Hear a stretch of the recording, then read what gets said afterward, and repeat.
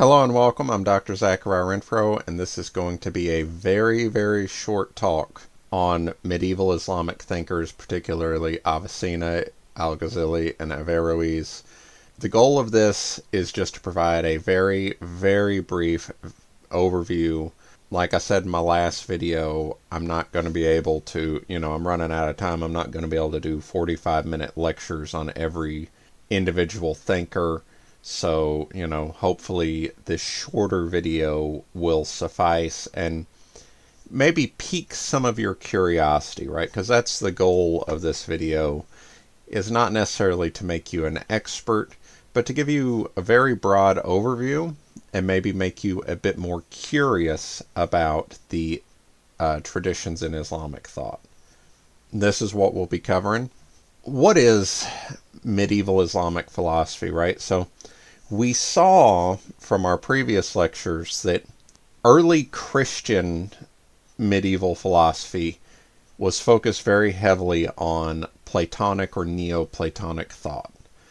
For those of us who remember our ancient Western philosophy class, we realize there is another very significant thinker of the time, and that's Aristotle. So where are the works of Aristotle? Well, just due to some accidents of history, a lot of the works of Aristotle ended up throughout different parts of the Middle East and throughout parts of like Portugal and Spain. And then when the Islamic Caliphate, spreads across the Middle East and, spreads up into Spain, a lot of those works of Aristotle end up getting moved into places like Baghdad and into Persia, modern day Iran, and throughout parts of like Morocco and all that, right? So Europe is focusing really heavy on Plato, and these Islamic thinkers we'll see are going to start focusing a lot on Aristotle, right? So we'll have a brief overview of some of the kind of earlier thinkers that put the people we're going to be discussing in more detail into light. So we've got Al-Ash'ari. He argued that God controlled everything, but we determined whether or not we wanted to accept God's plan, right? And if you've taken Philosophy 200, this will sound kind of similar to like the Taoist. Not necessarily about God controlling all things, but that there is a way that things are going to go. There's like a path, and then we ourselves determine whether or not we accept it, right? So that's what Al-Ash'ari says. Al-Kindi, another early thinker, argues that philosophy must be separate from theology, right? So he's one of the first people in this medieval period, Al-Kindi is, who argues that philosophy can't really answer the questions of theology and needs to be like its own thing. And we'll see a little bit of this pushback against philosophy with Al-Ghazali a bit later, right? Then Al-Farabi, he's kind of the big dog of this early medieval Islamic period. He begins to systematize Islamic Aristotelianism into something that's more recognizable for later thinkers, right? Because prior to Al-Farabi, every thinker was kind of just working from their own, so he starts putting it together. And he argues that God, at least understood in the Islamic concept, is a divine simplicity, right? And similar to Plotinus, that God's self-contemplation is what creates existence. So we will see Platonism throughout Islamic thought, but we're also going to see that it's much more heavily focused on Aristotle. Which leads us to Avicenna. He was born in Uzbekistan, which at the time was part of Islamic Persia. And he worked in the government. He did various things in government. And his goal was to really understand what being is in relation to existence and how that relates to these different Islamic teachings. So he argued that being itself is like the first concept of the mind, and this is going to sound familiar if you've read Descartes, right? If you think, then you exist. So he gives an example of a flying man. It's a fully developed man who's floating in the air. He's got no sensation. All his senses are blocked. But even that imaginary man, that floating being, will understand that he exists, right? He'll understand the concept of existence because he will know that he is something that exists, right? So this seems very much like a precursor to Descartes. And he argues that we can't even really define being or, ourselves existing, but we can understand it as like the difference between essence and existence. So an essence is like an idea, and an existence is something that actually exists, right? We could understand the essence of like a Pegasus, even though a Pegasus doesn't really exist, right? So he says that existence is an accidental quality. Anything that we can imagine could hypothetically exist, but that doesn't mean that it does exist. Now, if we remember back to thinkers such as Anselm, that's different than what he says, right? Because he's coming from a Platonic view of knowledge rather than an Aristotelian view of knowledge, with, this sort of emanation theory for knowledge, this idea that knowledge has to come from a higher form, that you can't have true knowledge of something if it doesn't in some way exist, right? So for Avicenna, knowledge starts out as a sensation, and it passes through the estimative faculty of the mind to become knowledge.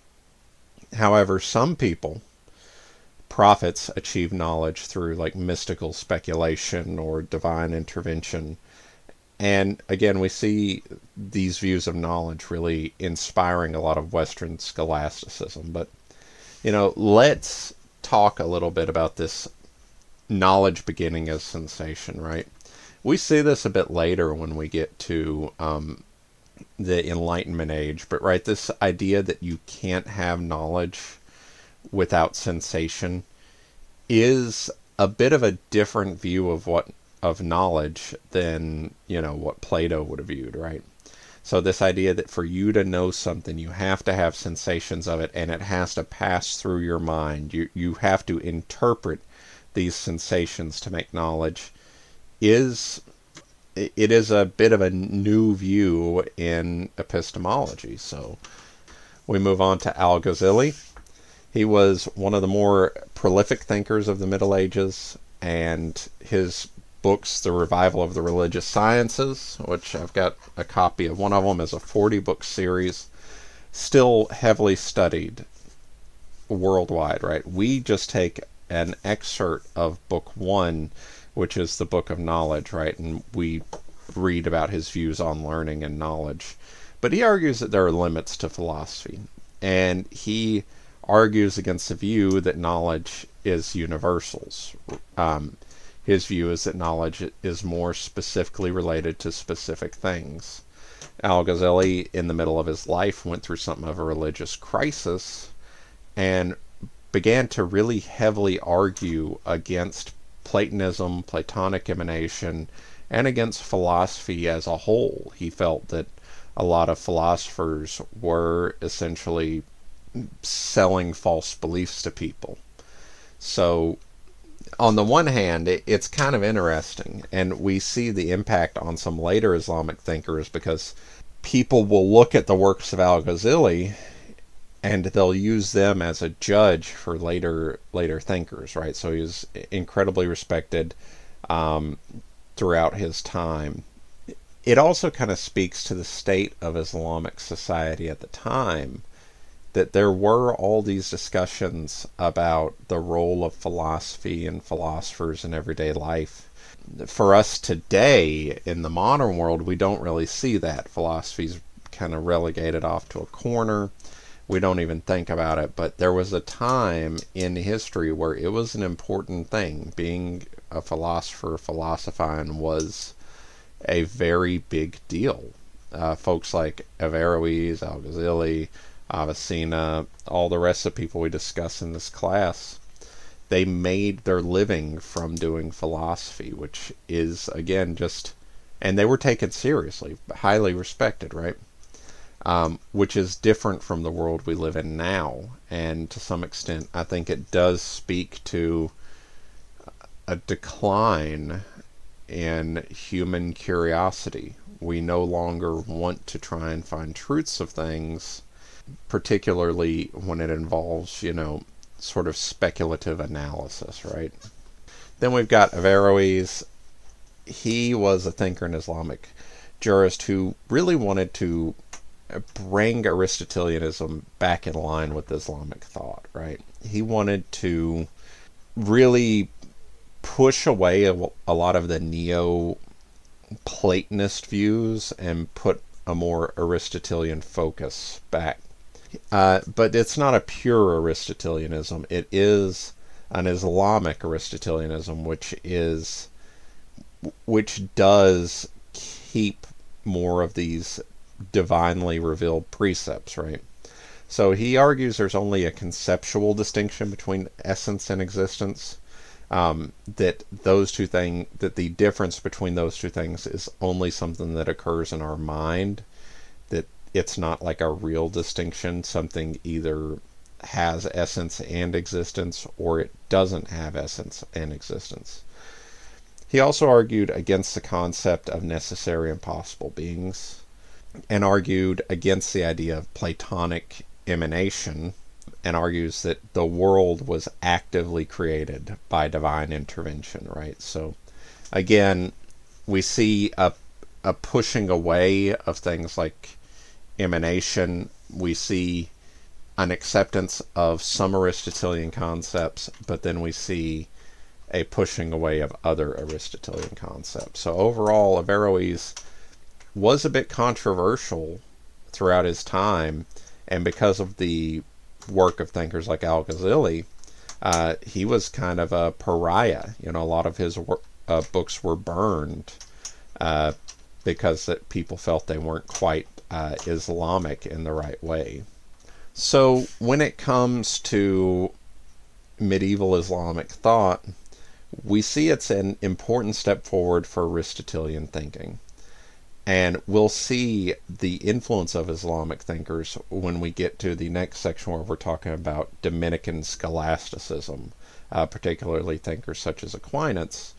So I hope you really enjoyed this. I hope that you kind of have piqued your interest, and I do encourage you to do additional study on Islamic philosophy, because there is a lot there, and it is very detailed. And here in the West, it is something that's very neglected, even though it is a very important step forward in the history of philosophy. So, thank you very much.